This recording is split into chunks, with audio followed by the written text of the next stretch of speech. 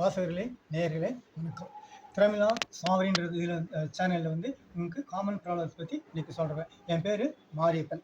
இதில் என்னென்னா இந்த அப்ளிகேஷனில் வந்து எல்லாம் கொடுத்துருப்பீங்க. சிலர் வந்து இன்னும் தடுமாற்றத்தில் இருப்பீங்க. உங்களுக்கு புரியாமல் கூட இருக்கலாம். அதாவது நீங்கள் வந்து அதை ரொம்ப இதுக்காக ட்ரெயின் எடுக்க வேண்டியதில்லை. நிறைய பேர் சொல்லி கொடுத்துருப்பாங்க. நீங்கள் அதையும் ஃபாலோ பண்ணால் போதும். இது எந்த மெத்தடில் இருக்குன்னா, ஏற்கனவே கொடுத்துருக்காங்களே அந்த ஆதார் கார்டு, அந்த நம்பரு, அது ஃபஸ்ட் நீ எங்கே பிறந்த, அப்புறம் அவங்க அம்மா அப்பா எங்கே பிறந்தாங்க, அப்புறமேலுக்கு அவங்க அம்மா அப்பா எங்கே பிறந்தாங்க, அப்படிங்கும்போது 150 வருஷத்துக்கு பின்னால் போயிடுது. அதே மாதிரி தான் இங்கேயும் நீ எங்கே இருந்தா ஓட்டு போட்டேன், அதுக்கு முன்னாடி அவங்க எங்கே ஓட்டு போட்டாங்க, அதுக்கு முன்னாடி அவங்க எங்கே ஓட்டு போட்டாங்க, இப்படிலாம் நான் கேட்கும்போது ரொம்ப டீட்டெயில்ஸ் எல்லாம் வருது. எதுக்குனாக்கா அவன் எங்கே இருந்தான், அவன் யார் அப்படிங்கிறது தான் அவங்களுடைய மெயின் எய்ம். மற்றபடி எல்லாமே உங்களுக்கு வந்து ஓட்டு ஐடியெல்லாம் இருக்குது, இல்லாமலாம் இல்லை. பாருங்கள், இந்த ஓட்டு யார் யாருக்கு கொடுத்துருக்காங்கன்னா, ஏஜ் மேனுக்கும் கொடுத்துருக்காங்க, மிடில் ஏஜுக்கு கொடுத்துருக்காங்க.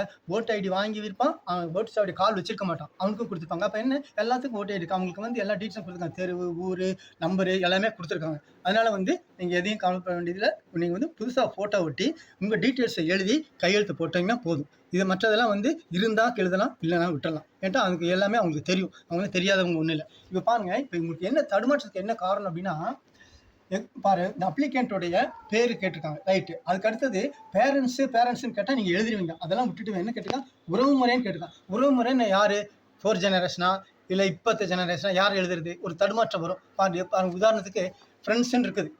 ஃப்ரெண்ட்ஸு பேர் எழுதுனா நீங்கள் என்ன பண்ணுவீங்க, தடுமாறுவீங்க. இந்த ஃப்ரெண்ட்ஸ் பேர் இது அப்படின்னு நீங்கள் யோசிப்பீங்க. நிறைய பேர் இருப்பாங்க, ஆனால் டக்குன்னு வராது. எப்படி ஸ்கூல் மேட் எழுது, காலேஜ் மேட் எழுது, ட்ரெயின் எழுது, பஸ் எழுது, அந்த வர ஃப்ரெண்ட்ஸுங்களாம் எழுதுனா டக்குன்னு எழுதுவீங்க. அதே மாதிரி இங்கே வந்து என்னென்னு கேட்டுக்கணும், பேரண்ட்ஸ்ன்னு கேட்டுக்கணும். அதை விட்டுட்டு உறவுன்னு கேட்டதுனால தான் நீங்கள் வந்து இந்த இடத்துக்கு ஆகிருக்கீங்க. அது வந்து இப்போ வந்து தெரிஞ்சுக்கோங்க. இப்போ வந்து இங்கே வந்து உங்களோட டீட்டெயில்ஸு, உங்கள் 4 ஜெனரேஷன், அதுக்கு அடுத்த ஜெனரேஷன் இது எழுதுனா இதுக்கும் ஒரு லிங்க்கு, இதுக்கு ஒரு லிங்க் வந்து எடுத்துக்கோங்க. சப்போஸ் இல்லைன்னா பரவாயில்ல, இந்த டீட்டெயில்ஸு போதுமானது. ஏன்ட்டு அவங்க அதான் சொல்லியிருக்காங்க.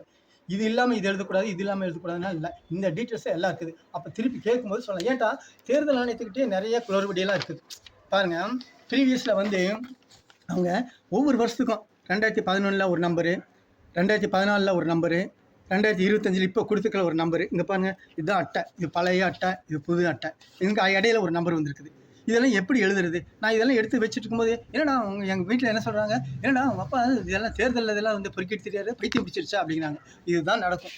இந்த மாதிரியெல்லாம் இருக்க முடியாது. இதெல்லாம் யார்கிட்ட இருக்கணும், தேர்தல் ஆணையத்திட்ட இருக்கணும். அப்படி அவங்கள்ட்ட இல்லை அப்படின்னா என்ன அர்த்தம், they are not fit for the administration அப்படின்னு தான் அந்த அர்த்தம். அதனால் அந்த மாதிரி எல்லாம் ஒரு இதுக்கு ஆளாகாமல் அவங்க தேர்தல் ஆணையம் எல்லாத்தையும் போட்டுடணும். கண்டிப்பாக யாரும் விடுபடக்கூடாது அப்படின்னு சொல்லி கேட்குறேன். இதில் வந்து அவங்க ஏதாச்சும் குளறு பண்ணி பண்ணாங்கன்னா மாநில அரசு பார்த்துட்டு கூடாது. அவங்க தகுந்த மாதிரி நடவடிக்கை எல்லாத்தையும் ஒற்றுமை கொடுக்கணும்னு சொல்லி நான் கேட்டுக்கிறேன். நீங்கள் எல்லாருமே இதை தவறாமல் அப்ளிகேஷன் கொடுங்க. அப்புறம் பார்த்துக்கலாம். நன்றி.